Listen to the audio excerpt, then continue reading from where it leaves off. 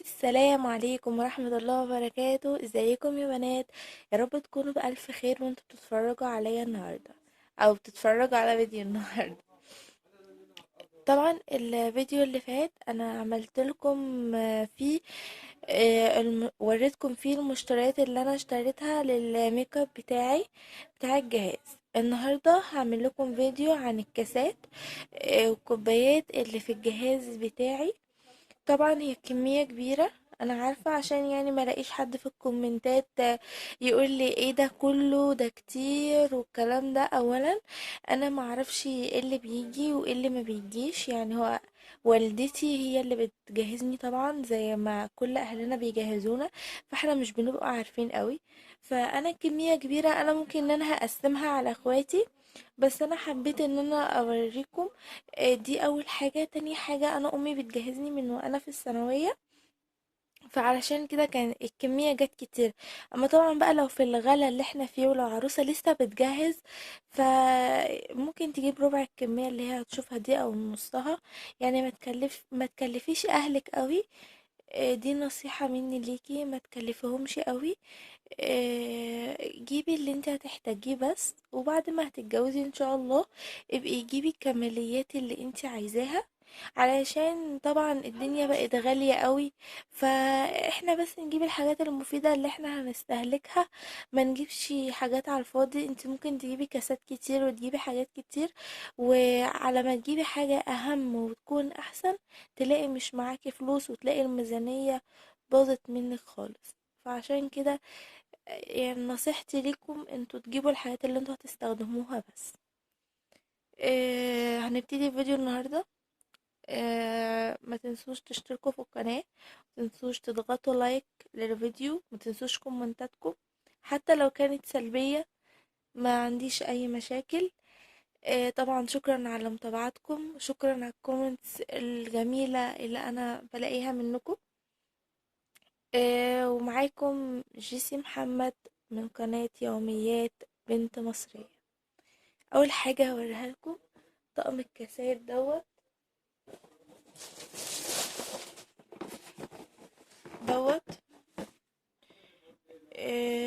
هو تقريبا 6 كاسات. استنى نشوف منين. مم، مش عارفة، مش لاقية الصراحة. اهو ده طقم كاسات عادي جدا، هو بالشكل ده.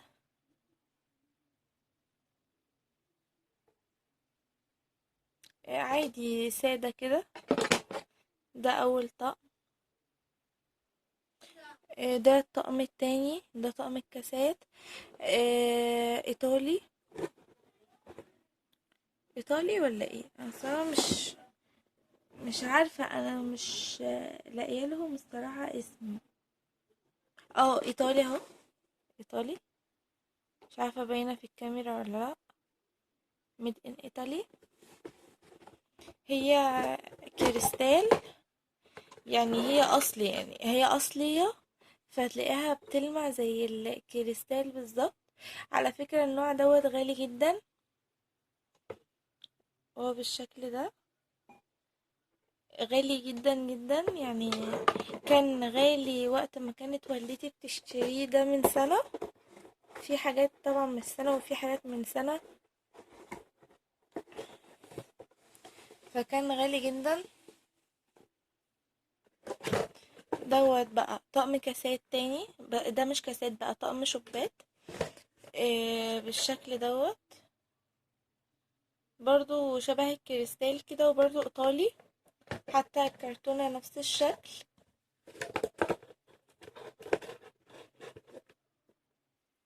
بصوا يا بنانيت، حلو اوي بنانيت دي. ده طقم كاسات ومعاهم الدرق بتاعهم. هما الكاسات بالدرق بتاعهم شكل واحد. ده شكل الكاسة اهو، زي ما انتم ما شايفين. طبعا هستنى رأيكم في الحاجات دي. طبعا انا جايبه الغالي وجايبه الرخيص، يعني انتي ما ينفعش انك انتي تجيبي كل حاجه بتاعتك سوقي. في حاجات تجيبيها غاليه وفي حاجات تجيبيها رخيصه، يعني على حسب، عشان يعني تكوني نوعتي وكده. ده برضو ايطالي، حتى كل الكراتين شكلها واحد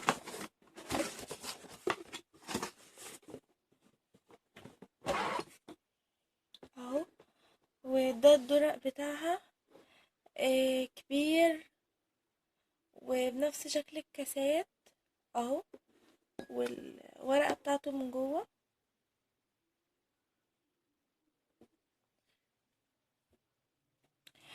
ده طقم الشبهات اللي انا وريته لكم من شوية. برضو زي ما انتم ما شايفين، مش عارفة باينة ولا لا، اهو. ميد ان ايطالي. ده طقم الشبهات، هي بتبقى كرتونة كده، وبيبقى فيها كرتونتين فوق بعض، بيبقوا 6 كوبايات. وده مع ده الدرق بتاع الشبات اهو. ده طويل، وفي من نفس الشغل اللي في الشوب اهو. ده الشوب بتاعه. وده الدرق طويل مش زي التاني. طبعا انا والدتي جابت لي حاجات، وعمتي خالتي كده، يعني صراحة احنا عيلة كلنا بنساعد بعضينا. فممكن يعني كانت امي تجيب لي شوية حاجات هما يجيبوا لي، فعشان كده الكمية كبيرة قوي، وممكن في حاجات كتير قوي متكررة. ده شكل شبهات، قصدي كاسات تانية. هما على فكرة يعني التضليعة واحدة بس الشكل مختلف، يعني في اللي بيبقى دي هي طولة، شكلها مختلف خالص عن الباقيين. الباقيين فيهم شغل من ده هنا كده. ده فيه زي سامبوكسات كده، مش عارفة دوت. ده تقريبا كده دي كل المنتجات اللي جت من الشركة دي.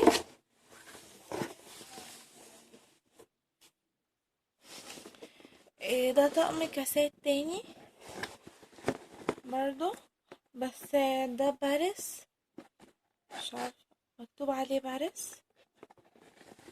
وادام مكتوب عليه باريس يبقى مصنوع اهو، ميد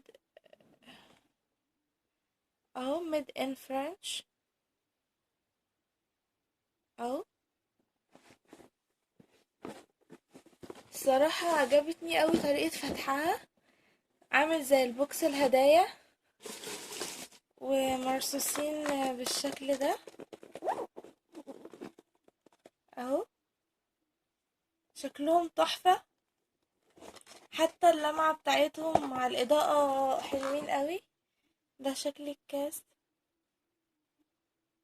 وده حلو قوي من تحت كده، تحسوه عامل زي الكريستال اللي بيبقى في النجف كده، شكله حلو قوي الصراحة. مبروك عليا. ده طقم كاسات تاني. ده تركي اهو، ميد ان تركي. شكله من جوه ملون. هي الكاسات الملونة دي في بعضنا بيحبها وفي اللي ما بيحبهاش. في اللون ده، الموف واللبني والاخضر، مش هطلعهم بقى كلهم. طبعا بقى في كاسات طويلة وفي كاسات قصيرة، يعني انا نسيت ان انا اوضح لكم معلومة زي دي. في كاسات طويلة وفي كاسات قصيرة، يعني دي قصيرة، هوريكم اهوت. دي كاسات قصيرة، ماشي. بصوا، دي الكاسات القصيرة اهو زي ما وريتكم، ودي الكاسات الكبيرة. ده كاس كبير، ده اللي ليه الدورق اللي مفتوح شوية اهو. حتى زي ما بقول لكم ان الكاسات فيها الشغل من هنا، بس دي مختلفة في التضليعة اللي هنا دي. طبعا احنا امهاتنا بيبقى ليهم نظرية، انا شفت الكمية كبيرة، بس لو جيت بصيت لقيت في الطويل وفي القصير، واكيد دول بيبقى لهم نظرية. دوت طقم شوبات تانية، بس ملون، زي طقم الكاسات اللي انا وريتهولكوا.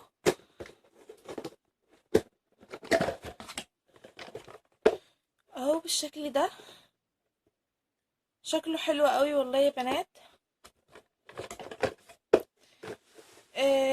برضو جالي اللي هو العادي منه، اللي هو السادة،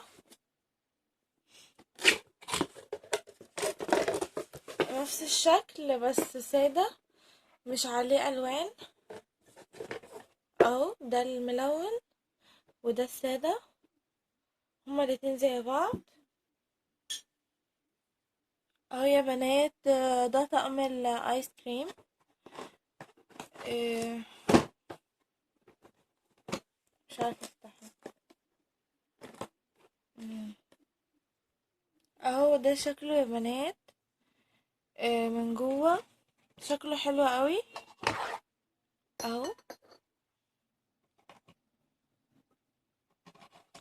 انا بقول ان هو بتاع الايس كريم عشان مش معقول ده بالفجوة دي كلها ويتحط فيه عصير او بيبسي او اي حاجة، ده اكيد للايس كريم. شكله حلو قوي من تحت، حلو قوي البتاع دي. وبس، وكده اكون خلصت الفيديو بتاع النهاردة. اتمنى تكون الحاجة عجبتكم، وان انا اكون فدتكم بحاجة. المفرش اتوسخ، يلا مفيش مشكلة. المهم اتمنى ان انا كنت خفيفة على قلبكم النهاردة، وان انا مكنتش تقلت عليكم في الفيديو، واسفة لو كان الفيديو طويل. لو عجبكم الفيديو متنسوش تضغطوا لايك وتشتركوا في القناة، هتلاقوا فيه زر الاشتراك، في ايقونة حمرا كده مكتوب عليها اشتراك او سبسكرايب، وجنبها جرس تضغطوا عليه عشان يجيلكم تنبيه بكل فيديو انزله جديد ان شاء الله. هستنى كومنتاتكم. اتمنى بلاش، بس لو عايزين تستفسروا عن اي حاجة، ابعتولي كومنتات وانا هرد عليها كلها، ما بتأخرش على الرد يعني. بس ان شاء الله القناة هتكبر بيكم ومعاكم، وبس، وربنا يوفقنا جميعا ويوفقني ويوفقكم. إيه، مع السلامة، هتوحشوني قوي، في رعاية الله.